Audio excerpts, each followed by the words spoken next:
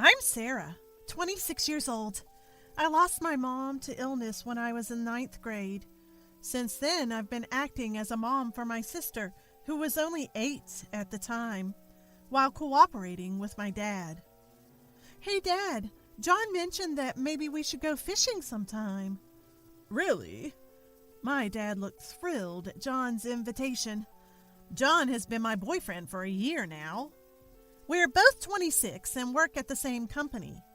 He joined the company after graduating from college, while I started right after high school. So in that sense, I'm his senior by 4 years. John often visited my home. In our family of 2 daughters, my dad was the only guy, so he seemed pleased to say, "Having a son is nice," and took quite a liking to John. One day, John invited me to dinner. "You haven't met my parents yet, right? Would you like to come to my parents' house this Saturday?" So I ended up meeting John's parents for the first time. On the day of the visit, we were led into the living room. John's dad, Bob, was sitting deeply in a sofa. After we exchanged initial greetings, his mom, Catherine, kindly told me, "Oh, please have a seat," noticing I was still standing nervously. Compared to her, Bob seemed a bit stern. "I'll go make some coffee."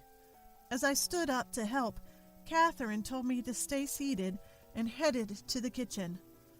"So, Sarah, what about your family?" Bob inquired. "Yes, my mom passed away from illness when I was in ninth grade. Now it's just me, my dad, and my sister living together." "Is that so? I heard you're the same age as John. Are you 2 colleagues?" "We are the same age, but I joined the company right after high school, so..." "After high school?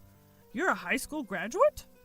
Bob looked surprised when he heard I was a high school graduate. "Dad, that's rude to my fiancé. Sarah is very competent at her job, even more so than many college graduates." "Fiancé?" I was a bit surprised by John's words. "I never agreed to you calling yourself her fiancé, especially since you're just a high school graduate." "Come on, we're planning to get married. That makes me her fiancé." "John, keep quiet. Sarah, where did your dad go to college?" College? No, my dad also just graduated high school." "Just high school? So because your dad didn't go to college, he couldn't afford to send you either?" "Bob, that's really not..." His mom, who had just brought in some coffee, tried to intervene. "Quiet. I'm talking to Sarah now. I'm the vice president of my company, and everyone in our family has a college degree. That includes John's brother and his wife. I'm ashamed to have a high school graduate in the family. I'll never approve of this marriage." I guess she figured there was no reasoning with a dad like that. "Sarah, let's go." He took my hand and we left the living room. As we were leaving, his mom, Catherine, saw us out. "Sarah, I'm so sorry this happened when you came to visit us." "No worries. It was nice meeting you." "Mom, we'll be in touch." We left his house.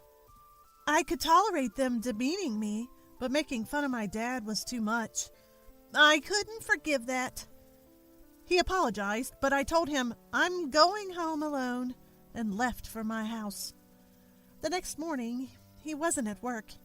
Seems like he had gone to a client meeting. I felt relieved not having to face him. That night, I got a call from my dad. He had to leave for work because of some trouble at his company. After he left, I got a message from John on WhatsApp.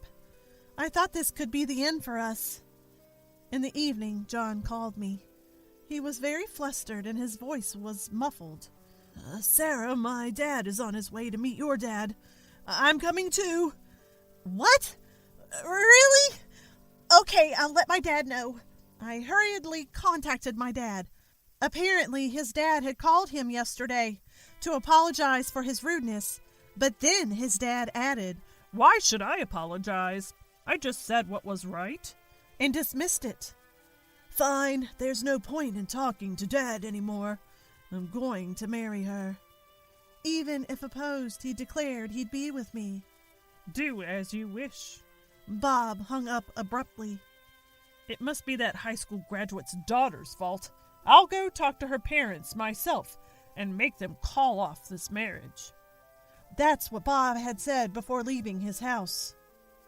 Hello, I'm John's father. Bob arrived at our house before John did. Hi there, I'm Sarah's dad. Please come in, no need to stand in the door. Bob stepped inside. At that time, I was upstairs in my room because Dad told me to stay there. I had no choice but to observe the situation. Bob, once in the living room, started talking non-stop. My son seems to have some absurd idea about marrying your daughter, but I have always planned for him to marry a well-educated college graduate.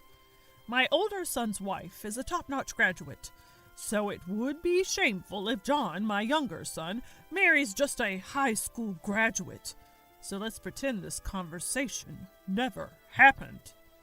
Dad, what the heck are you doing? You can't just show up unannounced. It's rude. John, who had arrived late, protested. John, I've already had a talk with them. Let's go home. Dad, wait a second. Then my dad spoke up. Bob, don't worry.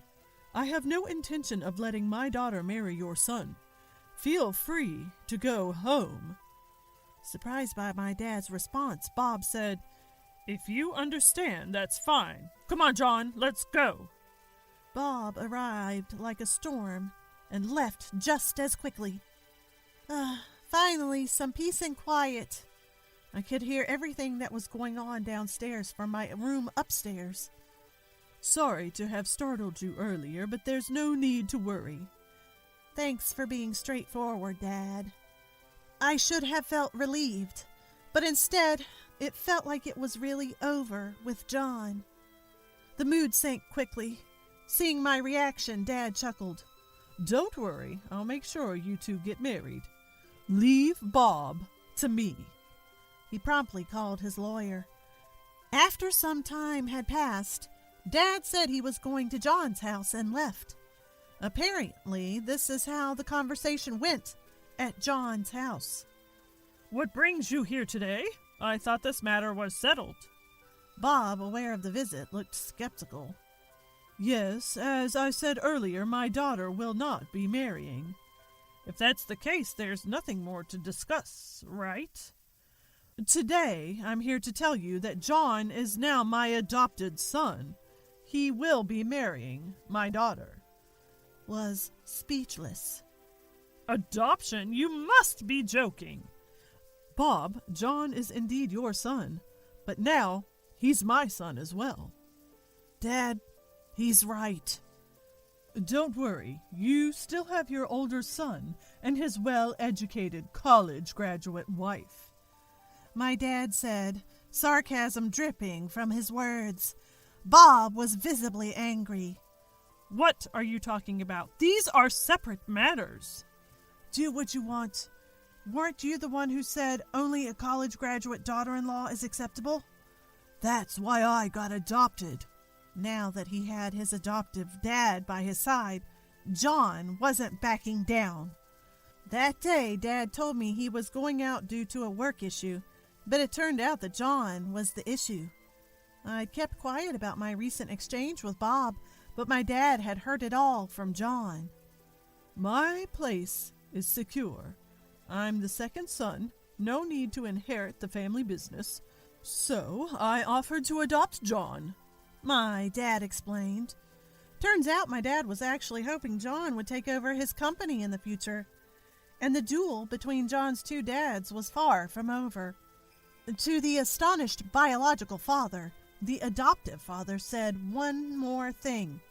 There's one more thing I forgot to mention.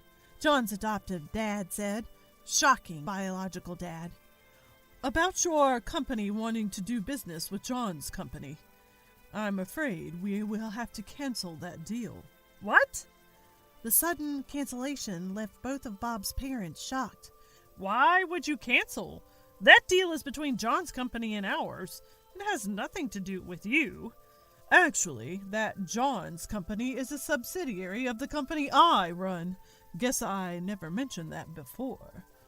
Even John was taken aback by my father's revelation, a truth he was learning for the first time, that the company he worked for was a subsidiary of my dad's company, and that I was the daughter of the CEO.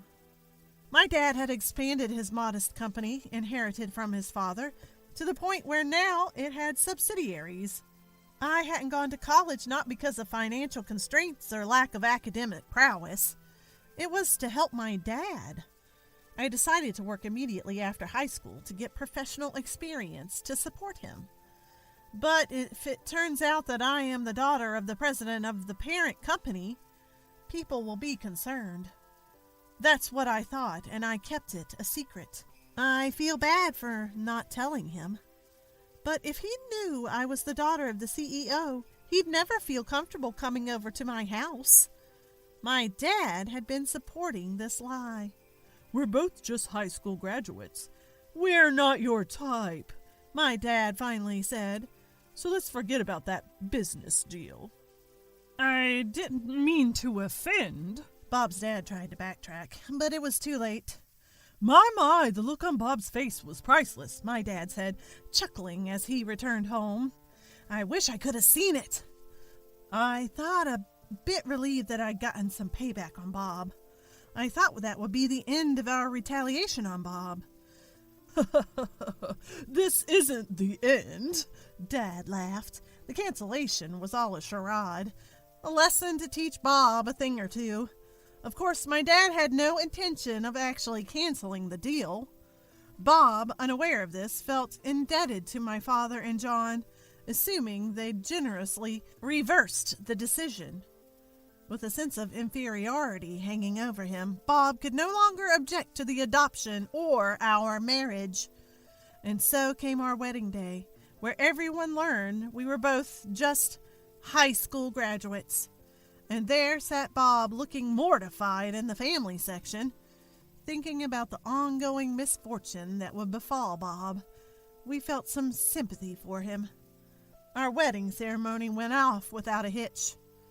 All right, Mom, we'll pick you up when we get back from our honeymoon. I'll be waiting. Dad, from now on, it's going to be Mom, Sarah, and me living together. Bob looked puzzled at John's words. Living together as three? I've put up with your constant belittling until John got married. I thought it was just a matter of patience, but from now on I'm living my life the way I want, so let's get a divorce. Bob was momentarily shaken by Catherine's firm stance, but responded, I've put up with a lot too. I'll be fine on my own without Catherine. Even when faced with a divorce proposal, he refused to admit his wrongdoings till the end. After our honeymoon, my husband and I went back to pick up Catherine. Ideally, we would be living with my dad, but as it turns out, Dad said, I'll be seeing John at work every day, like it or not.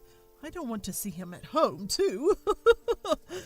Given Dad's comment, we decided to live with Catherine, who was already contemplating a divorce from Bob.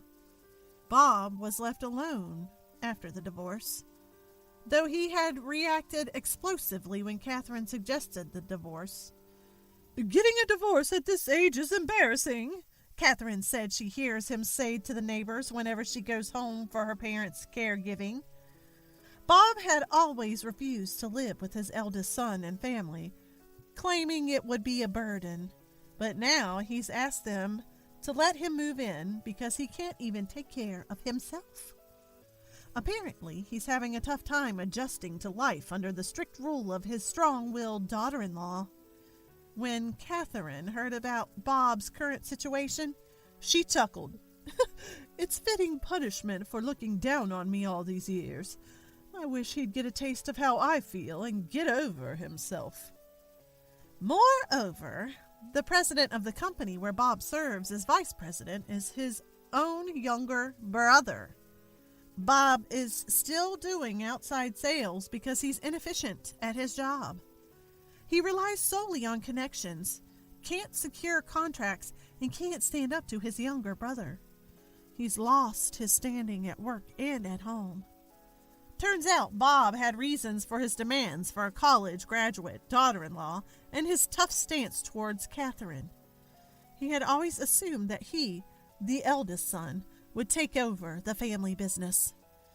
Instead, his younger brother was recognized for his work and became the president. Ironically, Catherine was also just a high school graduate. Marrying a high school graduate like Catherine is why I couldn't become president. Bob blamed Catherine for not becoming president. It seemed he was releasing his stress by looking down on Catherine and blaming her. He was probably releasing stress by disrespecting and blaming Catherine. It was all his fault. As for us newlyweds, we began our cohabitation life as a trio with Catherine. Soon we were blessed with a child, and our family grew to 4.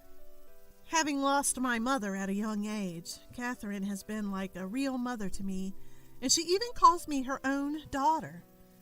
John, my husband, is learning the ropes at the company he's expected to inherit from my father, starting from 0. My dad seems very satisfied to have gained such a reliable son-in-law. Educational background has no bearing on a happy life. Once our child-rearing duties are a bit more settled, I plan to go back to work. My dad's the chairman, my husband's the president, and I'm hoping to join the accounting department.